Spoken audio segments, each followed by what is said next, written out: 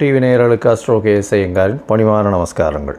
சனி வக்ரம் 15/7/2026 30/11/2026 வரலும் உண்டான காலகட்டத்தில் சனி பகவான் வக்கரமாகிறார். அதில் சனி பகவான் வக்கரம் என்னைக்கு ஆகிறார் அப்படின்னா ஆனி மாதம் 31ஆம் நாள் புதன்கிழமை சனி வக்கரமாகுது.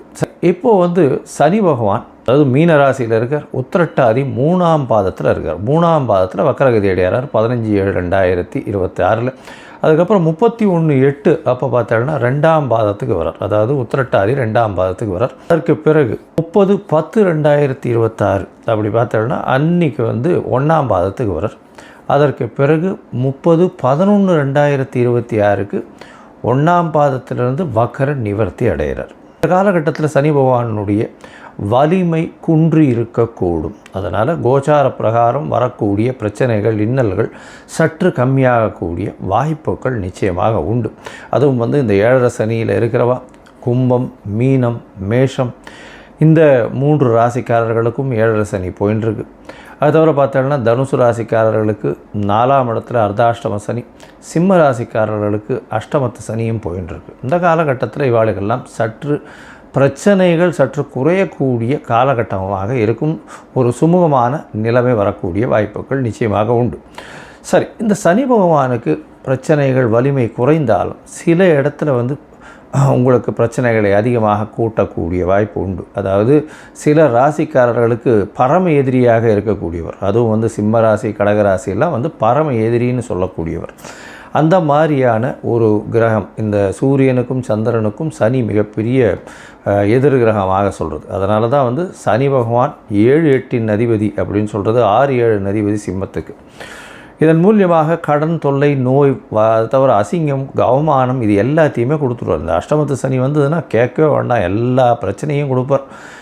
அதாவது மிகப்பெரிய அசிங்கம், அவமானம் இது எல்லாத்தையுமே கொடுத்தே தீரணும் அவர். அந்த காலகட்டத்தை தாண்டித்தான் எல்லோரும் போயாகணும். பக்கத்தில் இருக்கிற கோவில்களுக்கு போயிட்டு வர்றது, அதாவது சனீஸ்வரன் நவகிரக சன்னதியில் சனீஸ்வரனை சனிக்கிழமை வழிபட்டு வருது. ஆஞ்சநேயர், அது தவிர விநாயகர், இவர்கள் இருவரும் கட்டினவர்கள், அதாவது சனீஸ்வரனை கட்டியவர்கள்னு சொன்னவார். அதனால் இவர்களை பார்த்துட்டு இவர்களை சேவிச்சுட்டு வர்றதன் மூலியமாக உங்களுடைய பிரச்சனைகள் நிச்சயமாக விலகக்கூடும். இது தவிர பார்த்தீங்கன்னா சனி பகவானுக்கு உண்டானது எள்ளு, காகத்திற்கு சாதம் போடுறது, அதுவும் சனிக்கிழமை அன்றைக்கி சுடசாதம் போடுறது மிகவும் விசேஷம். அதற்கு பிறகு நீங்கள் அன்னம் புசிப்பது ரொம்பவும் நல்லது.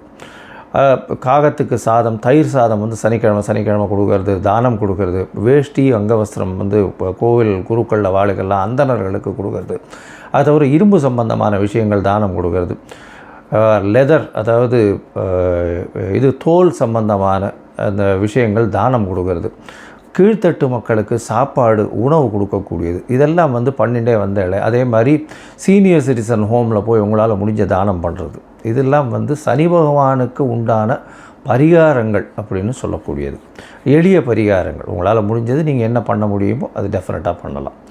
இது தவிர பார்த்தாலேயானால் சனி பகவானை பொறுத்தவரை அவர் நல்ல ஒரு ஏற்றத்தை கொடுப்பார் உங்களுக்கு. அந்த சனி பகவான் குருவினுடைய பார்வையிலையோ நல்ல சுபர்களுடைய பார்வையிலையோ இருந்தால் நல்ல ஒரு ஏற்றத்தை கொடுப்பார்.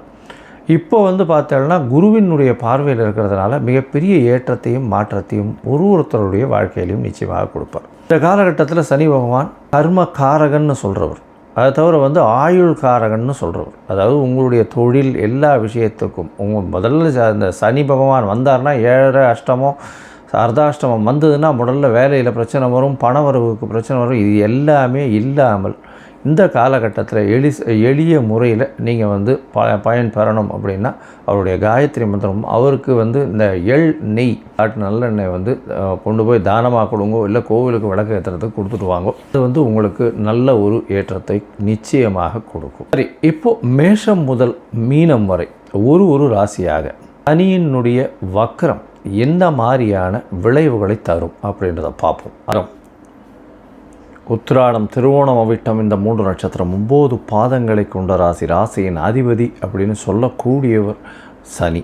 சனி இப்போ வக்கர நிலை அடைஞ்சிருக்கார். இங்கே 3ஆவது இடத்துல, அதாவது மீனத்தில் உத்திரட்டாதி நட்சத்திரத்தில் வக்கர நிலை 15/7/2026 30/11/2026 வரலும் உண்டான நாட்கள் வக்கரகதியில் இருக்கார்.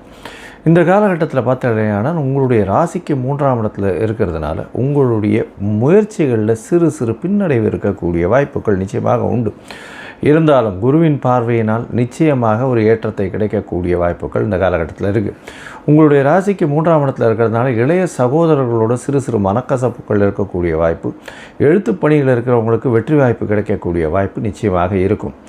உங்களுடைய ராசிக்கு பார்த்தீங்கன்னா 3ஆம் இடத்தில் இருக்கக்கூடிய குரு பகவான் 5ஆம் இடத்தை பார்க்கறதுனால குழந்தைகள் மூலியமாக சிறு சிறு தொல்லைகள் வரக்கூடிய வாய்ப்புகள் இந்த காலகட்டத்தில் இருக்குது.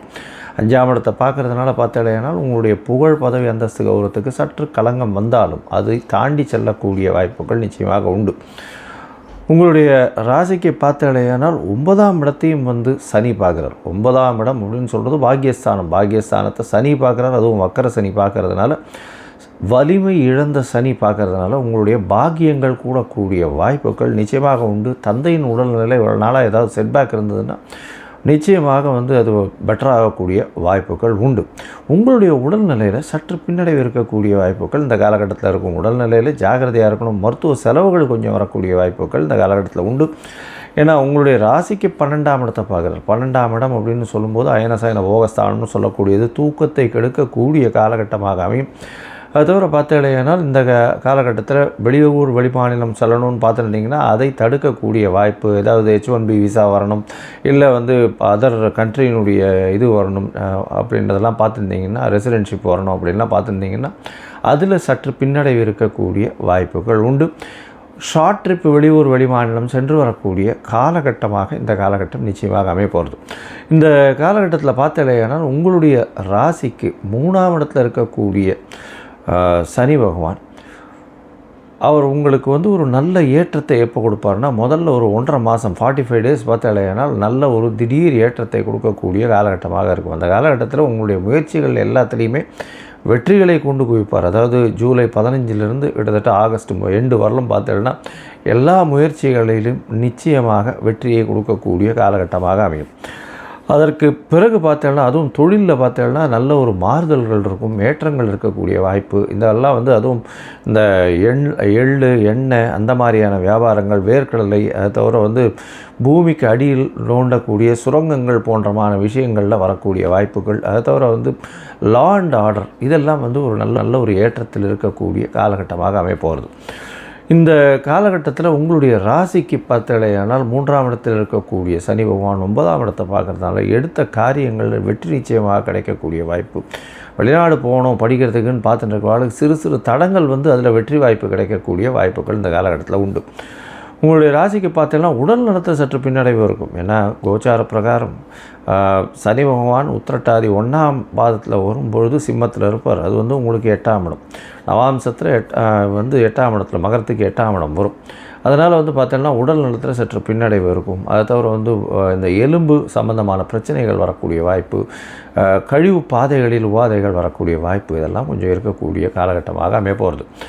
மொத்தத்தில் பார்க்கும்பொழுது இந்த மகர ராசிக்காரர்களுக்கு எழுத்து பணியில் இருக்கிறவர்களுக்கு சற்று பின்னடைவு இருக்கும். இருந்தாலும் அவர்கள் எழுத்து பணியில் வெற்றி கொள்ளக்கூடிய காலகட்டமாக அமையும். முயற்சிகள் எல்லாமே சிறு சிறு தடங்கள் அதில் வெற்றிகள் கிடைக்கக்கூடிய காலகட்டமாக அமையும். உங்களுடைய ராசிக்கு இளைய சகோதரர்களோடு சிறு சிறு பிரச்சனைகள் இருக்கும். இருந்தாலும் சுமூகமாக செல்லக்கூடிய காலகட்டமாக அமைய போகிறது. பாக்கியங்கள் நல்லபடியாக இருக்கும். இருந்தாலும் தந்தையினுடைய சொத்துக்கள் உங்களுக்கு வர்றது கொஞ்சம் சிரமப்படும். அதில் லிட்டிகேஷன்ஸ் இருக்கக்கூடிய வாய்ப்புகள் உண்டு. தந்தையினுடைய உடல்நிலை சற்று ஏற்றம் இருக்கக்கூடிய வாய்ப்புகள் இந்த காலகட்டத்தில் உண்டு. உங்களுடைய குழந்தைகள் மூலியமாக சிறு சிறு தொல்லைகள் வரக்கூடிய வாய்ப்பு, அதை தவிர குழந்தை பிராப்திக்கு பார்த்துட்டு இருக்கிறவர்களுக்கு சற்று பின்னடைவு இருக்கக்கூடிய வாய்ப்பு இந்த காலகட்டத்தில் உண்டு. உங்களுடைய ராசிக்கு பார்த்தாலேயானால் தூக்கங்கள் கலையக்கூடிய காலகட்டமாக இருக்கும். அதை தவிர பார்த்தாலேயானால் உங்களுக்கு அதாவது வெளியூர் வெளிமாநிலம் சென்று அங்கே விசா ப்ராசஸிங் இல்லை H1B ப்ராசஸிங் இதெல்லாம் பார்த்துட்டு இருக்கிறது சற்று பின்னடைவை ஏற்படுத்தும். அதை தவிர பார்க்கும்பொழுது உங்களுடைய ராசிக்கு மருத்துவ செலவுகள் கொஞ்சம் வரக்கூடிய வாய்ப்பு, உடல் நலத்தில் சற்று பின்னடைவு இருக்கக்கூடிய காலகட்டமாக இது அமைய போகிறது. இந்த காலகட்டத்தில் உங்களுக்கு தசாபுக்தி அந்தரம் சூக்ஷ்மம் அந்த அளவுக்கு விசேஷமாக இல்லை அப்படின்னா நீங்கள் அருகில் இருக்கக்கூடிய சரபேஸ்வரரை போய் வணங்குங்க. சரபேஸ்வரர் அப்படின்னு சொல்லக்கூடியவர் அந்த சிம்ம முகம் இருக்கக்கூடிய ஒரு வடிவத்தில் இருக்கக்கூடியவர். அதனால் சரபேஸ்வரரை வணங்குறதும் அவருக்கு ஒரு குங்கும அர்ச்சனை பண்ணிட்டு வர்றதும் எலுமிச்சம்பழம் மாலை போட்டு வர்றதன் மூலியமாக இந்த சனி பகவானுக்கு இவரால் வரக்கூடிய எந்த ஒரு பிரச்சனைக்கும் நல்ல ஒரு ஏற்றமான ஒரு விடிவு காலமாக அமையும். கடவுள் அருள் டிவியை பார்த்தமைக்கு நன்றிகள். மேலும் இது போன்ற தகவல்களை தெரிந்து கொள்ள கடவுள் அருள் டிவியை சப்ஸ்கிரைப் செய்யுங்கள். மறக்காமல் பெல் ஐக்கானை கிளிக் செய்யுங்கள்.